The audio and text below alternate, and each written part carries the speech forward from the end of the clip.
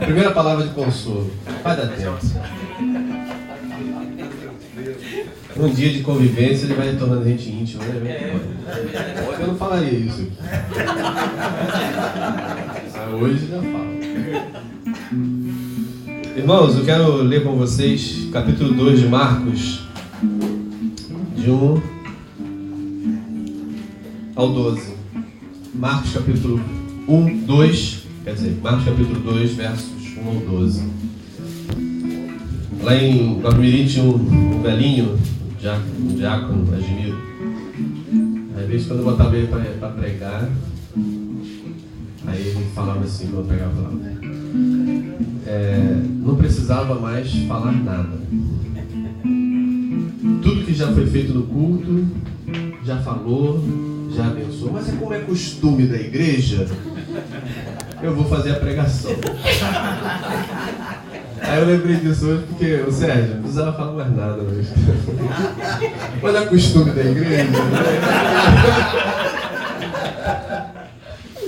Tô falando que um dia de convivência a gente vai quebrando o gelo. Vamos lá, capítulo 2 de Marcos, do 1 ao 12. Dias depois entrou Jesus de novo em Cafarnaum, e logo ocorreu que ele estava em casa. Muitos afluíram para ali, tantos que nem mesmo junto à porta eles achavam lugar. E anunciava-lhes a palavra. Alguns foram ter com ele, conduzindo um paralítico, levado por 4 homens. E não podendo aproximar-se dele por causa da multidão, descobriram o eirado no ponto correspondente ao em que ele estava, e fazendo uma abertura, baixaram o leito em que jazia o doente. Vendo-lhes a fé, Jesus disse ao paralítico: Filho, os teus pecados estão perdoados.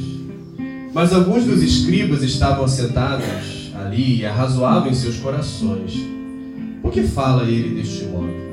Isto é blasfêmia. Quem pode perdoar pecados senão um, que é Deus? E Jesus, percebendo logo por seu espírito que eles assim arrazoavam, disse-lhes: por que arrazoais sobre estas coisas em vossos corações? Qual é mais fácil, dizer ao paralítico: estão perdoados os teus pecados, ou dizer: levanta-te, toma o teu leito e anda? Ora, para que saibais que o Filho do Homem tem sobre a terra autoridade para perdoar pecados, disse ao paralítico: eu te mando, levanta-te, toma o teu leito e vai para a tua casa. Então ele se levantou e no mesmo instante, tomando o leito, retirou-se à vista de todos, a ponto de se admirarem todos e darem glória a Deus, dizendo: jamais vimos coisa assim. Amém. O Evangelho de Marcos tem uma construção bastante interessante. Como no judaísmo, a imagética, a simbologia, é o instrumento utilizado para se transmitir mensagens. Às vezes, uma imagem substitui um texto gigante. Um número substitui uma explicação gigantesca. Quando fala 7, já tem ali um texto. Economiza. Quando se fala mar, como vimos ontem, e assim, a partir de imagens e símbolos, vai se enriquecendo os textos. E no Evangelho de Marcos, isso também acontece. Por exemplo, a palavra casa simboliza no Evangelho de Marcos a igreja. Porque a igreja começa nas casas. E quando o Evangelho de Marcos é escrito e é lido lá nos primeiros momentos, a igreja estava reunida em casa. Então toda vez que falava casa, era uma referência à igreja reunida. Então no Evangelho de Marcos, toda vez que aparece a palavra casa, é o lugar da igreja. É o lugar onde a igreja está. Aí a gente percebe no capítulo 1 que Jesus começa o seu ministério chamando os discípulos, e o primeiro lugar que ele vai é a sinagoga. A sinagoga não é a casa. A sinagoga é um ambiente religioso hostil a Jesus, hostil aos ensinamentos de Jesus. Esse mesmo paradigma que Marcos mostra com Jesus, no livro dos Atos, é mostrado com Paulo. Paulo chega numa cidade, vai à sinagoga, prega a palavra de Deus, anuncia o Evangelho de Jesus, é rejeitado pela liderança, pela maioria, embora nem todas as sinagogas rejeitavam Paulo, né? A de Bereia, por exemplo, não rejeitou ele. E um grupo de discípulos se associavam a Paulo e saíam da sinagoga e iam reunir numa casa. Então você tem um movimento sinagoga-casa, tanto no livro de Atos com Paulo, quanto no Evangelho de Marcos com Jesus.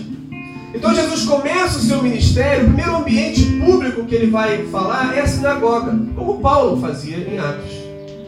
E nessa sinagoga, quando ele chega, ele é escorraçado. Apesar do povo admirar, há uma admiração e encantamento nas suas palavras, mas não há um comprometimento.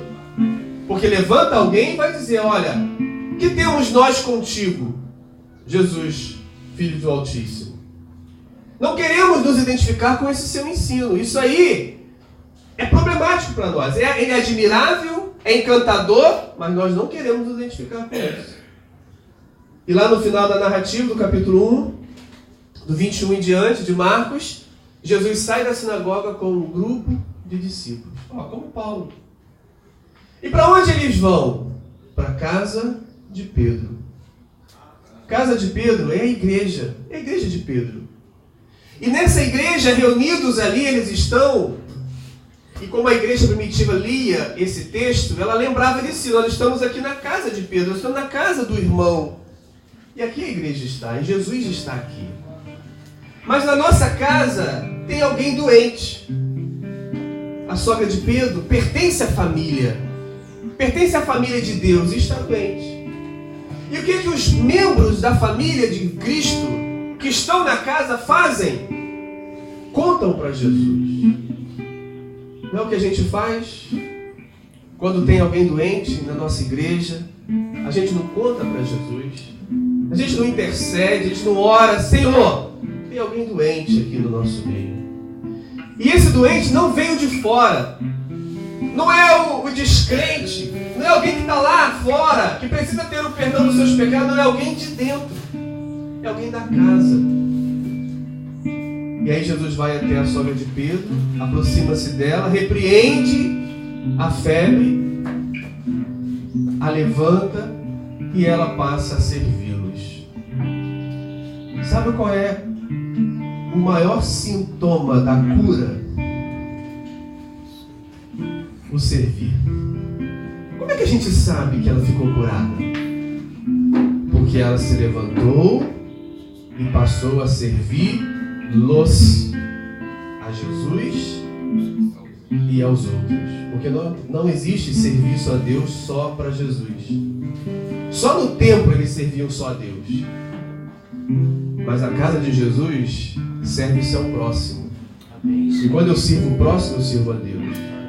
Às vezes a gente não sabe, ou na maioria das vezes a gente não sabe, como Jesus vai dizer no juízo final do livro de Mateus. Quando eu tive com fome, não me deste de comer. Aí os bodes vão dizer, mas quando te vimos com fome? Porque se tivéssemos visto, teríamos te dado comida. Mas, se é Jesus eu dou a comida, se é o outro eu dou. Se eu visse que era você, eu daria. Mas o outro grupo também não viu. E deu. Não existe serviço a Deus sem serviço ao próximo. Deus não precisa de nada que você possa fazer. Deus é autossuficiente, Ele tem tudo.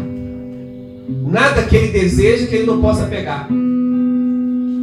Nada que você faça para Ele vai fazer diferença na necessidade dEle.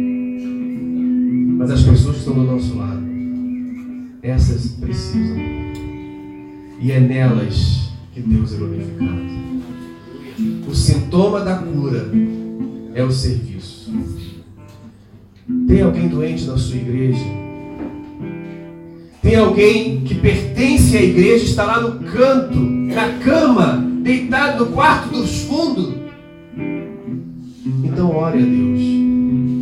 Fale com Jesus. Jesus, tem pessoas doentes na minha igreja. Mas qual é a doença? A doença é que eles não servem a ninguém. A doença é que eles estão deitados na cama, com a mão estendida, só recebendo. E a gente tem que se desdobrar para servir, porque eles estão doentes. Senhor, vem à tua igreja e levanta esse meu irmão, essa minha irmã, que não faz nada para ninguém na igreja. Cure-o para que ele possa servir. E o serviço é sintoma da sanidade. E a inércia é o sintoma da doença. Jesus nos chama para caminho. Caminho é movimento. Caminho é ação, é atitude. Ele nos tira da margem, da paralisia, do estacionamento e nos conduz ao caminho. Seguir Jesus é estar em movimento, é promover encontros. Porque no caminho há encontros. Depois que ele sai da casa, Jesus vai para a porta da cidade. Ainda no capítulo 1, olha o símbolo. O que acontece? O que há na porta das cidades? Na imagem, no símbolo do Antigo Testamento, a porta da cidade era onde os magistrados botavam sua banquinha e os necessitados vinham para receber a sentença favorável. Os oprimidos iam para ter a sua causa resolvida. A porta da cidade era o lugar do necessitado, do oprimido, daquele que tem a causa na justiça e que precisa do favor. E diz o texto de Marcos, Jesus vai exatamente para esse lugar e ali cura os necessitados. Depois Jesus caminha por uma estrada, porque ao encontrar um leproso, isso não é possível numa sinagoga. Não é possível um leproso se aproximar de Jesus numa casa, mesmo que seja da igreja, não é possível. Nem ao beira-mar, nem na porta da cidade. O leproso está marginalizado. Então como é que esse encontro aconteceu? Fora da cidade, numa estrada deserta. O leproso pede permissão para se aproximar, Jesus permite, Jesus o abraça, Jesus o toca, Jesus o cura. E aí nós chegamos então ao capítulo 2. Novamente Jesus em casa. Então percebe o sistema? Sinagoga, casa, caminho. Casa, sinagoga. É o último milagre dos 5 da série aí. Começa na sinagoga e termina na sinagoga. Casa, casa. O elemento do meio, que é o elemento principal, é o do leproso. Nós não vamos trabalhar o leproso, vamos trabalhar na casa. Jesus está na sua casa em Cafarnaum. A casa de Jesus é a igreja. E o que acontece na casa de Jesus? Ensina-se a palavra. Jesus começa a ensinar a palavra dentro da casa e as pessoas vêm. Vem algum doente? O capítulo 2 fala de que tinha algum doente dentro da casa? Não te fala. As pessoas estão sadias apenas para ouvir a palavra. E assim às vezes é. O doente não está dentro da casa, a não ser o irmão que não faz nada para ninguém. Mas do contrário, está todo mundo ali santo para ouvir a palavra. E aí a gente encontra 5 grupos de personagens no capítulo 2. No episódio da cura do paralítico. Primeiro, Jesus. Segundo, uma multidão que enche a casa.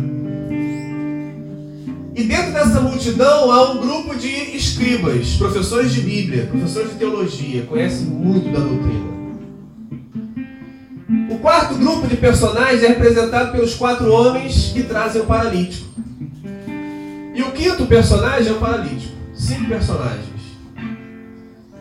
E eu quero mostrar para você, eu quero pedir a Deus que mostre para a gente qual dos 5 nós estamos sendo.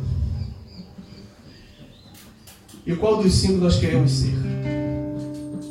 E para isso eu quero começar com uma pergunta. O que você está fazendo fora da casa? O que você está fazendo fora da igreja? A pergunta é dúbia, não é?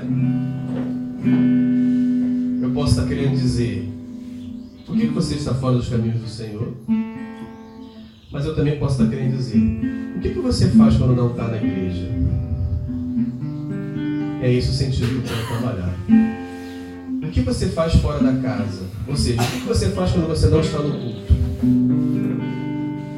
Porque quando a gente está no culto, a gente é crente pra caramba. Quando a gente está no culto, a gente é fervoroso.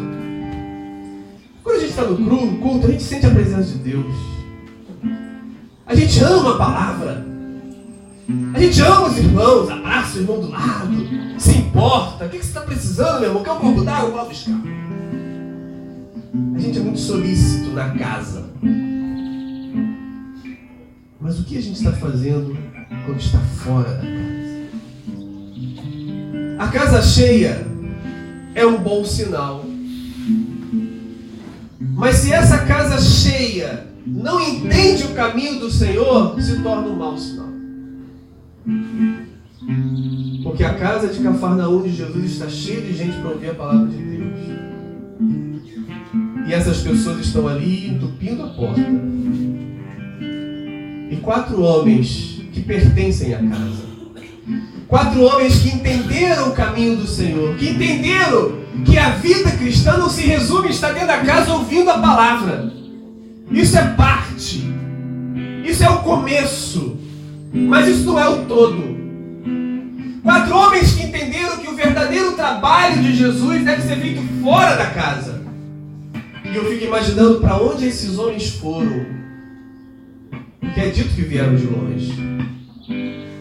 Como eles conseguiram convencer um paralítico de se deixar carregar por eles a uma distância longa para ir a uma casa onde tinha um homem que talvez iria curar, iria perdoar o seu pecado? Será que isso foi em 2 minutos de conversa? Você consegue em 2 minutos de conversa convencer uma pessoa? A gente precisa de muito tempo para ganhar a confiança das pessoas, para que elas permitam que a gente as leve, para que elas confiem a vida delas nas nossas mãos. É preciso um tempo de relacionamento, amizade, confiança. Ela precisa enxergar que você não está de olho no dinheiro dela, que você não tem segundas intenções, que você não está ajudando a ela para depois pedir um voto, que você não está ajudando ela para depois colher um fruto maior. E isso não acontece de um minuto para o outro, irmãos.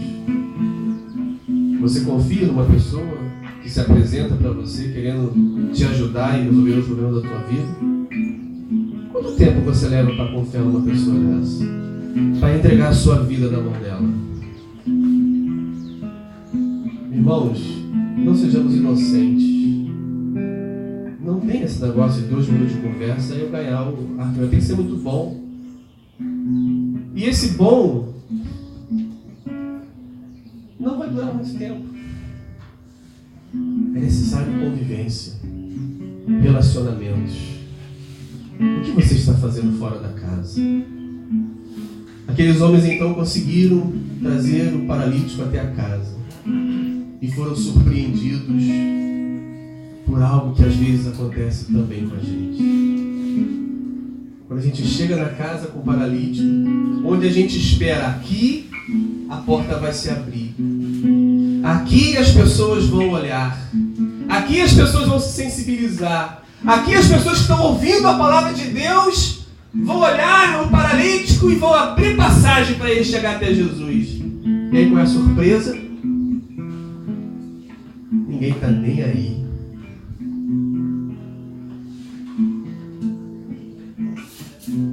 A porta não se abre.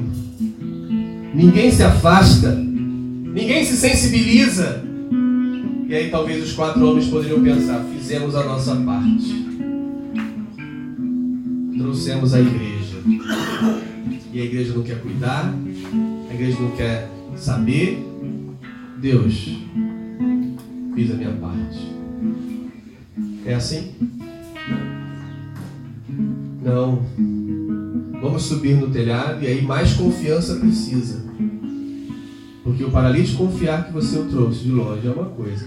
Agora, confiar que você sobe no 2º pavimento e desce o cara com uma corda deitado numa maca, a confiança tem que aumentar. Você tem a confiança das pessoas que você se relaciona. E eles então fazem o movimento. Abrem, descem na presença de Jesus. E Jesus admira da fé de todos eles. Não só do paralítico, de todos. Ele fica admirado com a fé de todos. Aí eu fico pensando, gente, mas a casa não era de Jesus? Não é Jesus que é o dono do negócio ali? Por que Jesus não deu um berro? Não deu um grito de pessoal, abre caminho aí! Sai da porta! Tem alguém precisando de mim aí fora. Eu quero que ele chegue aqui. Por que Jesus não fez isso? Ele já fez isso na sua igreja? Ele não faz, não. Ele não faz. Ele está lá na tua igreja, está lá na minha. Ele sabe o que está acontecendo, mas ele fica calado. Ele não se mexe. Ele deixa rolar. Aí às vezes as pessoas até têm dúvida. Será que essa igreja é de Jesus mesmo? Que Jesus não faz nada? Mas ele não faz nada. Ele quer ver aonde você vai. Ele quer ver aonde as pessoas que estão lá dentro vão. E ele não faz nada. Mas quando o paralítico desce, então ele diz: os teus pecados estão perdoados. Ao caô. Fácil. Teu pecado está perdoado. Como é que você vai saber que vai estar mesmo? Não tem como saber. Tinha sim. O judeu acreditava que a doença era a consequência do pecado. Ele acreditava que quando o paralítico, nascia cego, deformado, pobre, mendigo, tem culpa no cartório, é maldição da geração anterior, o pai deve ter aprontado, o avô deve ter feito alguma blasfêmia e agora ele está pagando. Então, para que eu vou me mexer para aliviar o sofrimento dele se é castigo de Deus? Quem sou eu para ir contra Deus? Deixa ele lá. Eu vou cuidar da minha vida, porque eu sou abençoado. As minhas gerações anteriores andavam no caminho do Senhor e eu sou um cara. Não vou gastar o meu dinheiro tentando aliviar o sofrimento de alguém que está sofrendo com o castigo de Deus. Mas quem pecou para que ele nascesse cego? Qual dos seus ancestrais? Nem ele, nem seus ancestrais. João capítulo 9. Mas ele nasceu assim para que nele se manifeste o que, irmãos? Mais alto. A glória de Deus. Meu Deus do céu.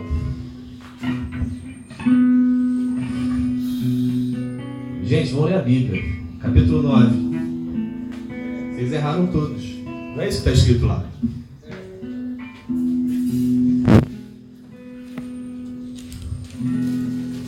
A memória às vezes é problemática.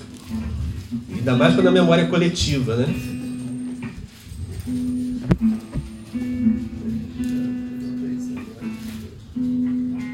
Capítulo 9, verso 3. Vou ler.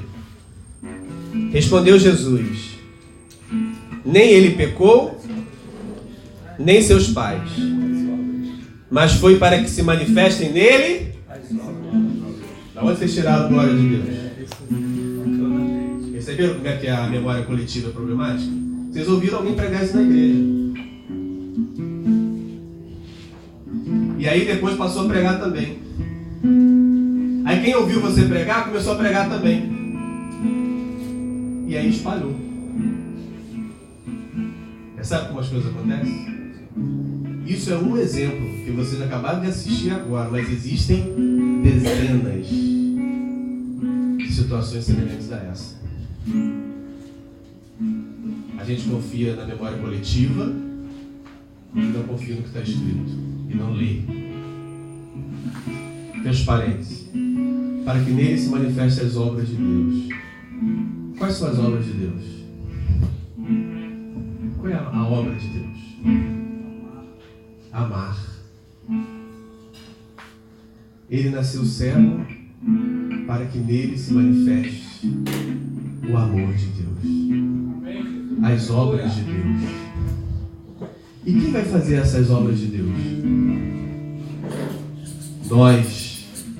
Ele nasceu cego para eu ajudá-lo, para eu socorrê-lo, para eu suprir a sua necessidade. E aí, quando eu fizer isso, a obra de Deus se manifestou. E o mundo vai ver a obra de Deus, que é o meu socorro, que é o meu cuidado, que é o meu amor por Ele, e o mundo vai glorificar a Deus que está no céu. As boas obras é a manifestação da glória de Deus.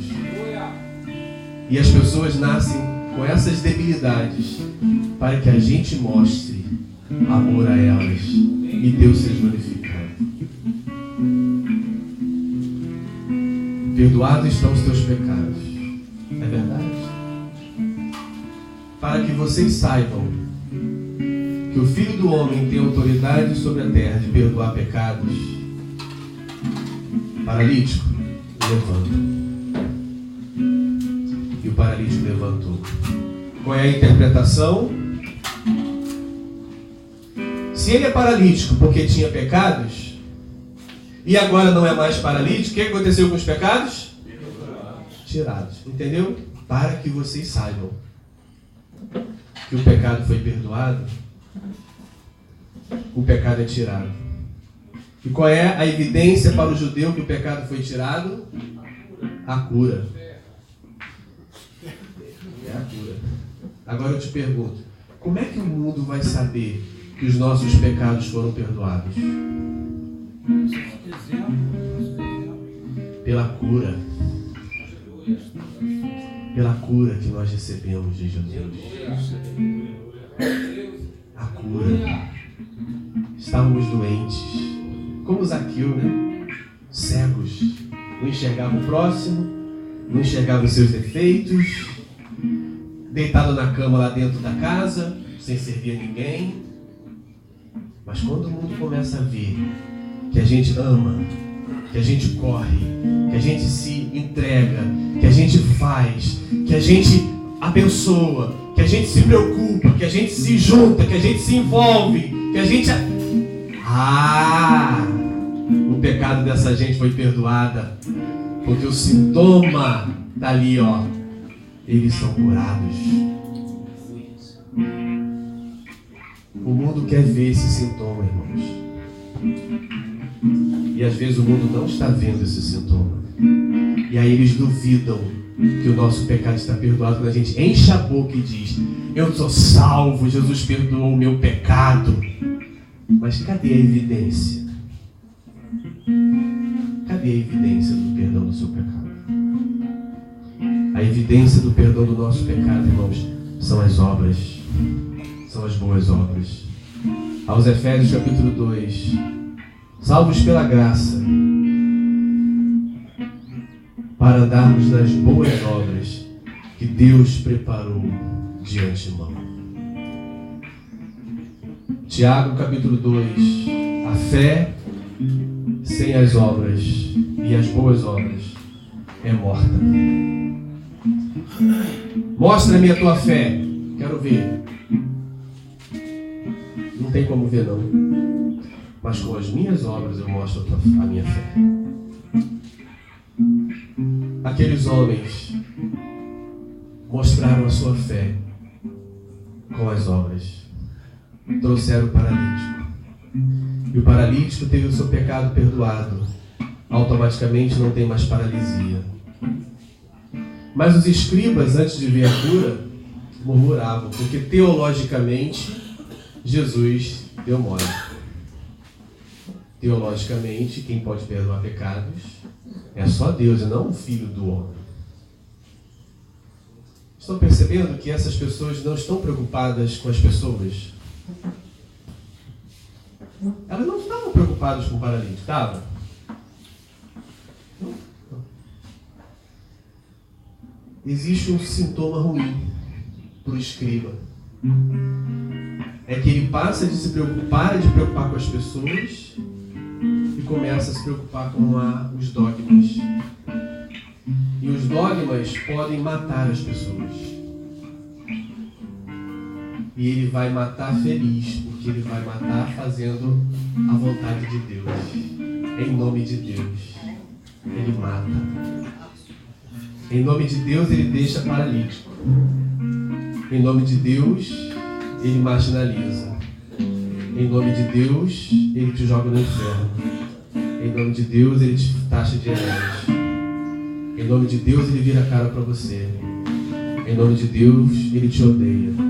Em nome de Deus, ele fala mal de você. Em nome de Deus, ele te calunia. Em nome de Deus, ele te frita se ele puder. É muito bom estudar, irmãos. A Bíblia, a teologia é muito bom. Mas a gente não pode perder a essência de que o sentido disso tudo é o ser humano. É o homem, é a mulher. Se a doutrina roubou o lugar do homem, ela é diabólica. Mesmo sendo tirada da Bíblia, mas ela é diabólica. Porque a vontade de Deus é a salvação do homem. Aqueles escribas estão preocupados com o dogma, com a doutrina da igreja. Fecham a porta para o paralítico, e quando um bem é feito para o paralítico, eles falam aonde? Publicamente, na cara de Jesus? Sabe por quê? Esse tipo de gente é covarde. Esse tipo de gente não tem coragem de chegar na sua cara e falar assim: você está errado. Por esse argumento, eles são covardes. Eles falam por trás. E você não sabe, mas Jesus sabe. E Jesus sabe. E Jesus fala: para que vocês saibam que o Filho do Homem tem poder para perdoar pecados, levando o paralítico. E essas pessoas se deixam convencer quando você abençoa as pessoas, como evidência da presença de Deus. Estão nem aí, porque para eles o mais importante é o dogma. Para finalizar, irmãos,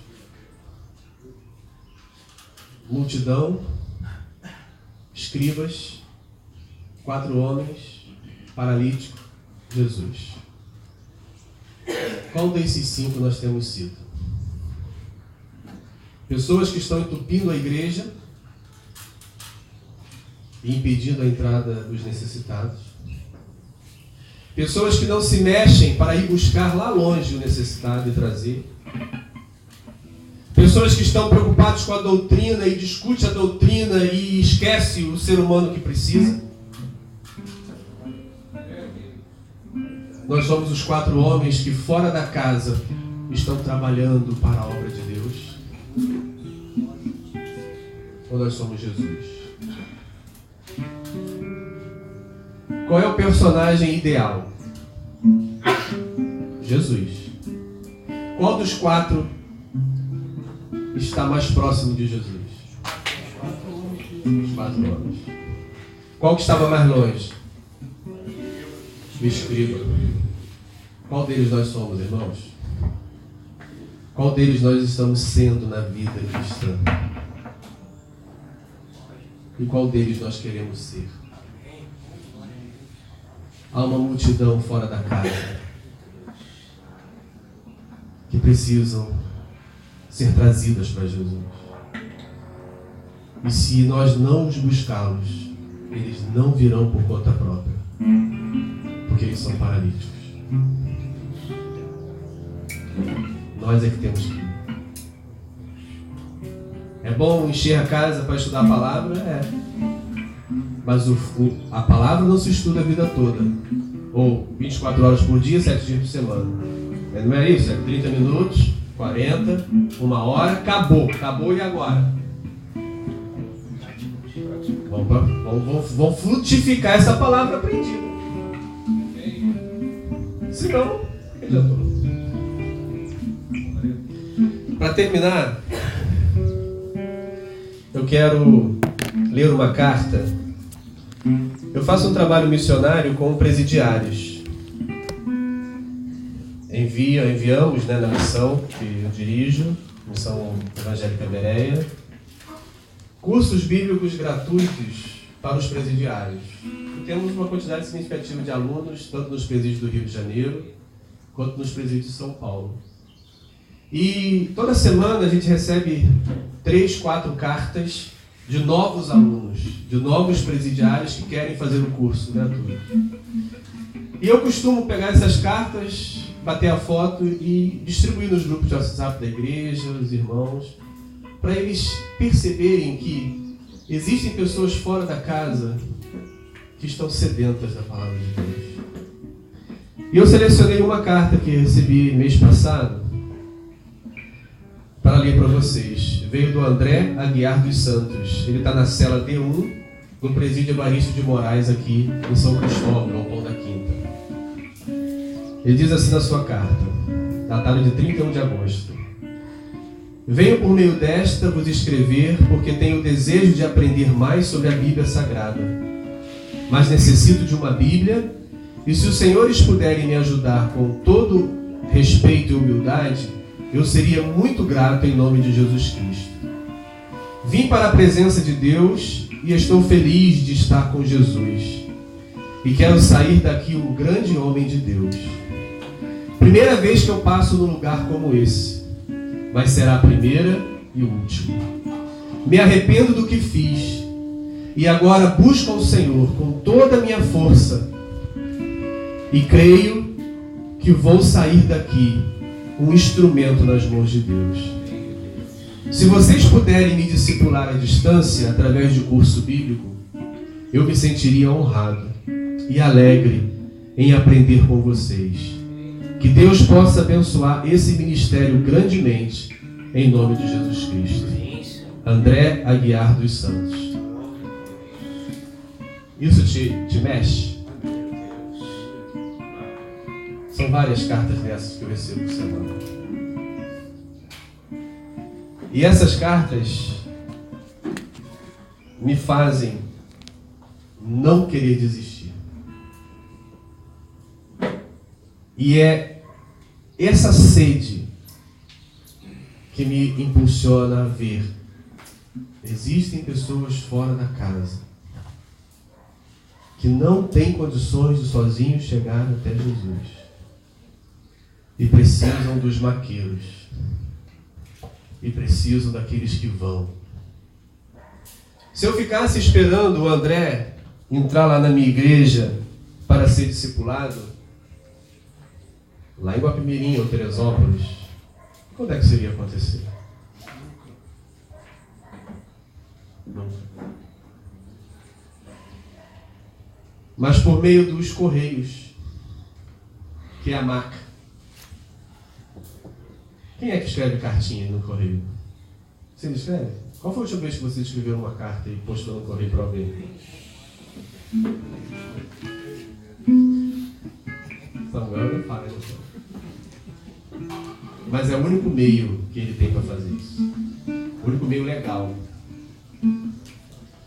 O Estado do Rio de Janeiro, São Paulo, Minas Gerais permite o sistema penitenciário que ele faça isso. O Espírito Santo, por exemplo, não permite. O Espírito Santo ele só pode se corresponder com familiares. Nunca tivemos aluno no Espírito Santo. E um dia eu entendi por quê. O sistema penitenciário do Espírito Santo não permite. Mas Rio, São Paulo e Minas a gente tem. E a marca são os correios. Uma vez, um ex-aluno meu do seminário matou um homem e foi para a cadeia. E lá na cadeia ele entrou em contato comigo pelo WhatsApp, lá em Japeri. E falou assim: Ô pastor, Deus me colocou aqui para ser um instrumento na mão de Deus, eu me arrependi do que fiz e vou pregar aqui, vou ser o pastor aqui em Japeri. Eu falei, amém. Manda os estudos pelo áudio aí do WhatsApp, que eu vou passar para o pessoal aqui. Aí eu falei para ele: Gustavo, há 25 anos eu trabalho com presidiários e nunca fui agir ilegalmente. Sempre trabalhei por meios legais, que são os correios. O WhatsApp, celular na prisão é ilegal, é crime. Então eu não vou passar estudos para você pelo WhatsApp. E peço que você não se comunique mais comigo pelo WhatsApp. Posso te mandar um curso bíblico correspondência. Pede a sua esposa para passar o endereço para mim que eu não vou te mandar. Agora, pelo telefone não. E outra coisa, Gustavo. Se você se arrependeu mesmo dos seus pecados, comece se livrando desse celular. Para mostrar que você realmente é um homem de Deus no presídio. Porque se você continuar usando o celular, que arrependimento é esse? Ponto. Nunca mais você vai voltar comigo. Mas você está entendendo como é que funciona? Era um laço, irmãos. Aquele celular cai na mão do carcereiro, vai ver o histórico, e um trabalho de 25 anos. Até mais, porque o trabalho começou antes de mim. 32 anos. Vai para o espaço. Por causa de uma atitude dessa.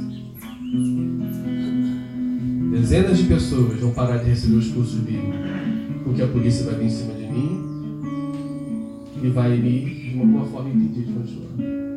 E vai me acusar, vai levantar calúnias, pastor, entrando contato, presidiário.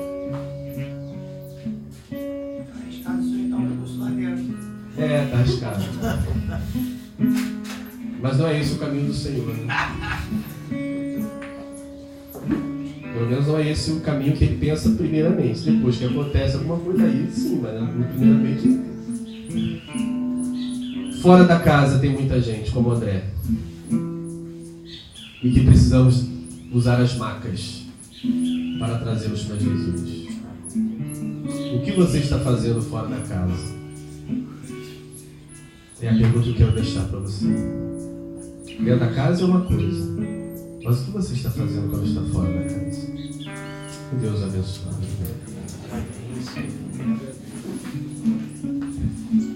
Amém, glória a Deus.